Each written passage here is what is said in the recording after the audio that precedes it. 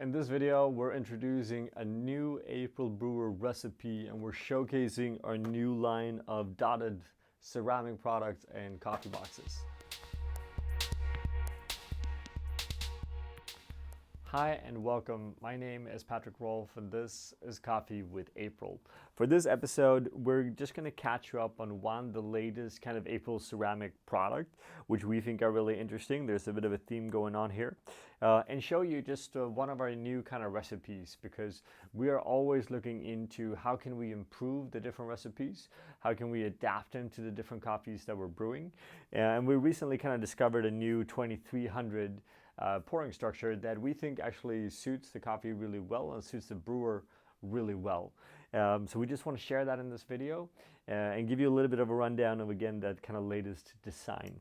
So as I'm kind of brewing, I'm going to walk you through the recipe and also the concept, right? So what we've done here is that we've basically taken the April ceramic brewer, which is the very first version of the April brewers, and we put some dots on it. Dots has been something that we have had design-wise for quite some time here at April, and we're always looking to find new ways to kind of express that design and that visual attribute of what we do a little bit differently. So for this holiday, we have created a new holiday box, first of all, that is going to be limited for this season, and we thought it would be really fun to also do brewer and coffee cup to kind of go with that, so that we have one kind of large design theme going on. Now the recipe in itself, again, April ceramic brewer, which means the small April paper filter. We just rinse that out. I'm taking 20 grams of coffee. This has been ground on setting number 10 on a Timor Sculpture 078 flatbed grinder, one of our kind of favorite grinder for our coffees. Roughly in terms of micron, we're up closer to 700 now. We're dosing out again 20 grams.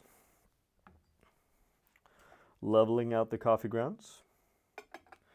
The water temperature sits at 92 degrees Celsius, which is kind of a standard water temperature for here and for us here at April. The coffee that we're using is one of the most exciting coffees of the season.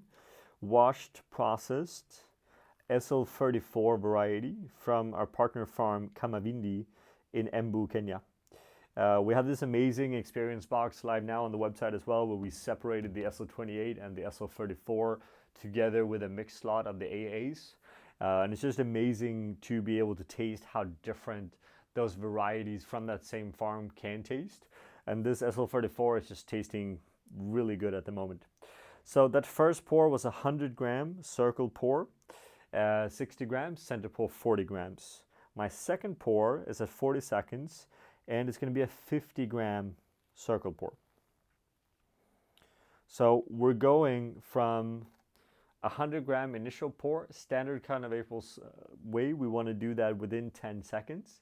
We're doing 60 grams in a circle, 40 grams in a center. And then at 40 seconds, we're doing 50 grams in a circle. And at 110, I'm going to do that same pour again. So we're doing another 50 grams in a circle at 1 minute and 10.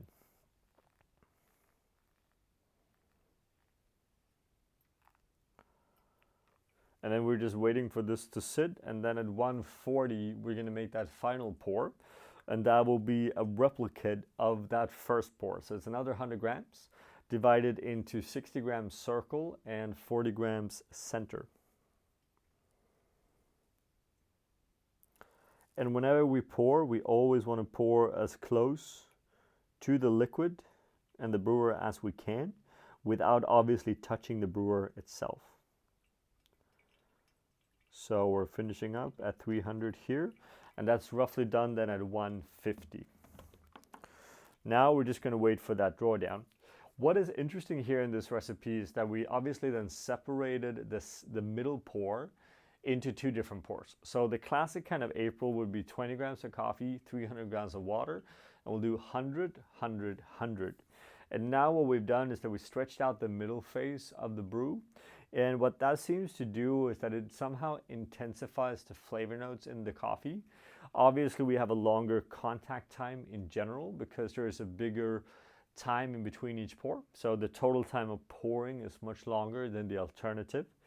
But by dividing those two pours, or that initial pour in the middle, in two different ones, we're getting more intensity, we're getting more vibrancy, and we have this really nice sweetness to it.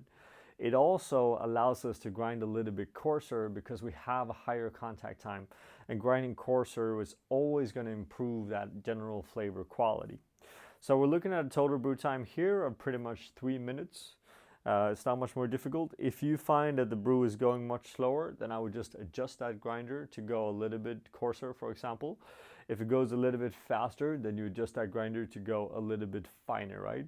But with this pouring structure, you are looking at a total brew time of roughly 3 minutes. Here we go. So one of the kind of amazing things with well, most Kenyan coffee, but especially Peter's coffee and the kind of selection that he does at the farm, is that we get this amazing flavor intensity. And because we're working with pure SL28 varieties, or SL34, basically SL varieties in this case, right? We're getting just higher quality flavor notes, right? So you have such a rich kind of berry-like sensation to it, a rhubarb in the best kind of way. Everything is leaning very much to the kind of black-blue sensation. We have a lot of blackberry, we have blackcurrant. We have that kind of vibrant, refreshing, juicy rhubarb sensation. So it's both a very sweet coffee and a very vibrant coffee at the same time, and the aroma is pretty spectacular. Now again, the new kind of dot concepts in the cups, I personally really like the visuals of it.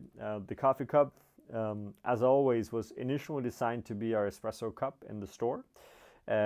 Obviously works perfectly fine with filter coffee. We have had people winning their national championships with serving the judges filter coffee in these cups. The way that the design is to emphasize aroma and make sure that the flow of the coffee, because of the opening as well as the rim, distributes the liquid really evenly on the palate, which gives you just this better, more uniform taste experience, especially when you work with these complex, delicate, kind of light wash processed coffees.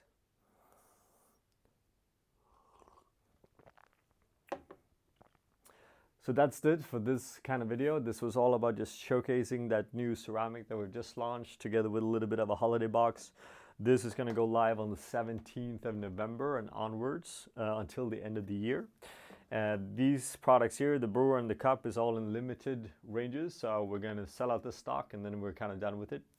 The recipe in itself, again, it gives you a little bit more sweetness, a little bit more intensity, which I think is really interesting and could be a really good tool of recipes to use as you're brewing a different range of coffees, especially on these kind of wash processed Kenyan and Ethiopian coffees. I think this is a really good fit. Now, with that, as always, we love to hear your recipes. Do you run a 2300 recipe in a different style? Do you have a different recipe that you prefer? We want to know all the basics of how you're brewing with the April Brewers, because that's what this channel is really all about. With that, we just want to say, as always, thank you for watching. Check out Patreon and wish you a great day. We want to give a special thank you to all of our Patreon supporters. It's because of you that we are able to continue to make these videos. And we want you all to feel free to always come with suggestions and ideas on the content that you want to see, because we are doing this for you and because of you. Thank you from all of us here at April.